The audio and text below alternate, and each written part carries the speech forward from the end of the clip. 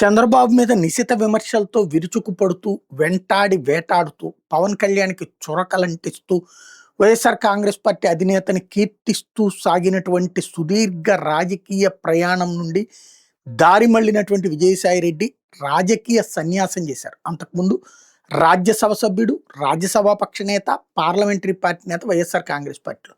అయితే మొన్నటిసారి ఆహ్, పరాజయం వైఎస్ఆర్ కాంగ్రెస్ పార్టీ పరాజయం అవ్వగానే వెంటనే వెళ్ళి ఆయన రాజకీయ సన్యాసం ప్రకటించడం, జగన్‌ని ఒక రకంగా ధిక్కరించడం, మిగతా ఎంపీలను కూడా తీసుకుని వెళ్ళే ప్రయత్నం చేయడం. అయితే జగన్ సీరియస్‌గా స్పందించిన తర్వాత మిగతా ఎంపీలు ఆగారు. బట్ విజయసాయిరెడ్డితో పాటు ఒక ఇద్దరు ముగ్గురు ఎంపీలు అటు వెళ్ళడం ఇదంతా నడిచిపోయింది. విజయసాయిరెడ్డి ఆ తర్వాత చూస్తే ఆహ్, వైసీపీకి వ్యతిరేకంగా బీజేపీలో చేరి జగన్‌ని ఆటాడుకుంటారు. లేదంటే తెలుగుదేశం వైపుకి దెబ్బ కొడతారంటే తెలుగుదేశం వాళ్ళు అడ్డుపడి విజయసాయిరెడ్డిని అటు బీజేపీలో చేర్చుకోకుండా చూసినటువంటి ప్రయత్నం సాగితే ఇప్పుడు కాదు ఎలక్షన్స్ ముందు చేర్చుకుంటారన్నటువంటి ప్రచారము జరిగింది.